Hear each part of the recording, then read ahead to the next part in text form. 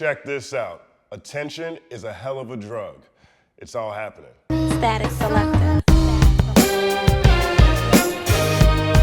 Game's newest studio album is aggressively weird. It's called Drillmatic, Heart vs. Mind. He combined the rap subgenre drill to the title of Nas's seminal debut, Illmatic, even though it has little to do with drill music and nothing to do with Nas. Second, the cover art to the project is a picture of Game sitting on a burning sofa by the beach while he gets his hair braided. It looks completely inspired by, if not directly copied from, the cover art to TF's Scandalous Summer 80s Baby. The LA rap community is small, y'all. Maybe it's a coincidence. Third, it's 31 tracks, y'all. 31 tracks, and seemingly features every rapper of note in the industry. I'm not making this up. Check this out. Kanye West, Drake, Ice-T, Fabio Foreign, Roddy Ricch, Youngboy Never Broke Again, YG, Ty Dolla $ign, Moneybagg Yo, A$AP Rocky, Jeremiah, Pusha T, Lil Wayne, 2 Chainz, Meek Mill, Dreezy, G Herbo, Blast, Big Sean, French Montana, Tory Lanez, Rick Ross, Chris Brown,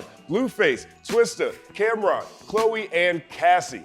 28 features in all. With that type of star power, you think it's probably streaming pretty well. I mean, even if you aren't a fan of Game, chances are you're probably into at least one of these 28 features and might be interested to see what they did on the track. So far, that's not the case at all. As of press time on Spotify, the songs on Drillmatic are averaging around 2 million streams each. But that number's entirely skewed by one song, Easy featuring Kanye West. That track was released in January and has been streamed over 70 million times. Take that track away and the total streams plummet to 78,000, roughly 2,600 plays per song. 2 tracks, A Father's Prayer and Twisted, have been streamed less than 1,000 times. Seriously, these are niche indie type numbers. At this rate, he's looking to do less than 10,000 units first week. I know Hate It or Love It was a long time ago, but Jesus. It's hard to argue the marketing of Drillmatic is the problem when Game's been pushing this project for over 6 months. Industry insiders have been sharing clips of them vibing in the studio, listening to the album all year.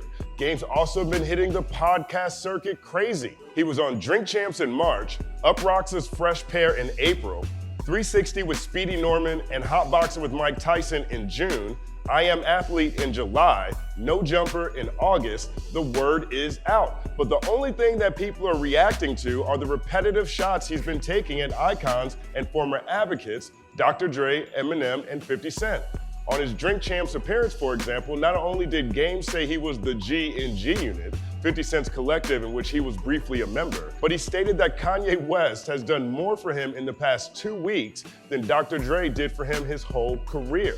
A blasphemous statement considering Dr. Dre executive produced his massively successful debut album, The Documentary. Sincerely, where would Game even be without Beats by Dre?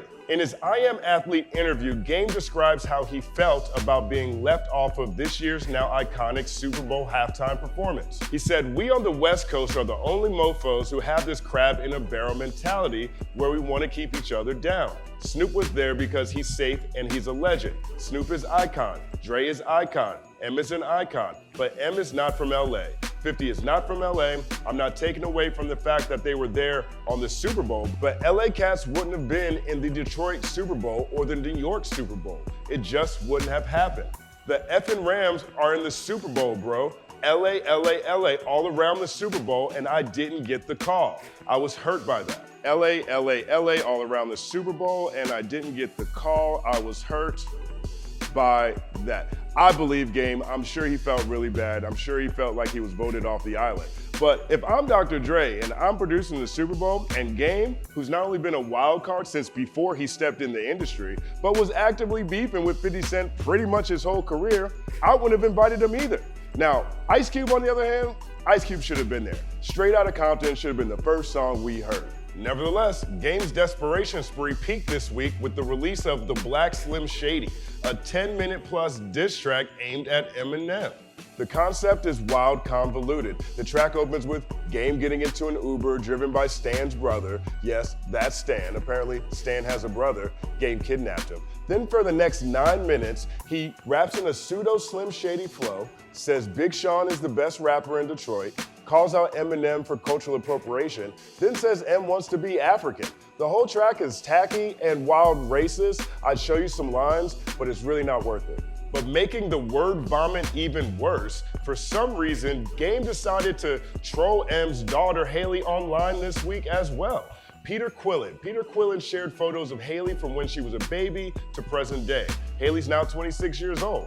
Game saw the thread and commented, "Can she rap?" As innocuous as it may seem, that's completely antagonizing. It's all happening, unfortunately.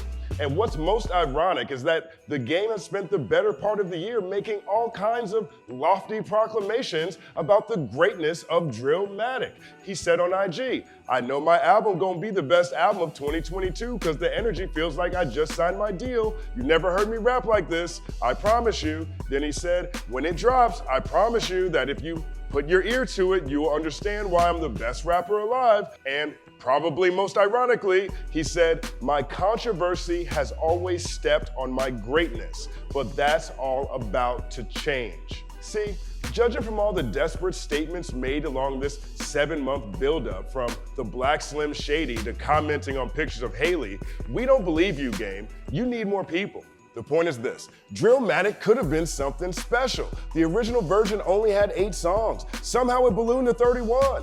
Apparently, Nas was supposed to be on the album as well. For whatever reason, the ultimate cosign and half this album's namesake didn't show up to support. Big Sean has a super solid verse on Drillmatic as well. He's on a track called Stupid that literally appears 1 song after Game spends 10 minutes dissing Eminem. For whatever reason, Game thought it was a good idea to potentially incite friction between Detroit lyricists. And apparently, Nipsey Hussle was supposed to be on the album as well. For some reason, that track, The World Is Yours, is no longer available on Spotify. Maybe he figured it would get cleared, put it up anyway, then had to take it down later because things didn't work out. Either way, another missed opportunity. From mic to plug, everything around this project screams of a formerly impactful artist who's bathed in antics so long that the antics are the only thing left the audience is entertained by. I mean, think about this. The title Drillmatic feels out of place. The cover art is bit from an artist who made a better project, and despite stating publicly that his controversy has stepped on his greatness, he still lathers himself in a super tacky display of irrelevance by spending 10+ poorly performed minutes dissing the unit that helped him reach the pedestal he's on in the first place. He's like a kamikaze pilot that misses the building and crashes in the ocean. He's the only one hurt. That Aftermath team really is a machine. They're the type to make you die breathing. Can Game ever musically recover from this? Should Eminem even respond? I don't have the answer to these questions. Static selector. Another Saturday, another TBD. Thank you guys for rocking with me. I really, really appreciate it. I had a completely different breakdown plan this week, but I decided to go with this because I'm completely dumbfounded. I can't believe that Game spent all this time talking about how great this album was going to be and how he realizes his controversy has stepped on his greatness, and then proceeds to do the same thing with this album. Another thing that happened this week, the reference track for Game's song Higher leaked to the internet. Okay, this song was on the documentary, 2.5 million sold, classic debut album. Game spent most of his career trying to take all the credit he can get for all the writing he did on those albums. He's been claiming he wrote all those songs. Well, the reference track leaked. It was a 50 Cent song. It was supposed to be on The Massacre. I mean, I don't think those two things are unrelated. What do you guys think? Let me know in the comment section. Let me know what you think about Game's album or what you think about the diss track. I'd love to hear you guys' opinion because this is nuts to me. Either way, my name is Justin Hunte. Follow @TheCompanyMan on everything. Like and subscribe to the channel, and as always, it's all happening.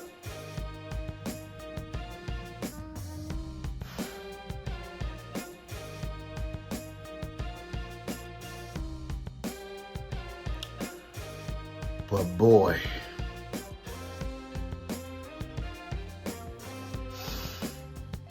whew. But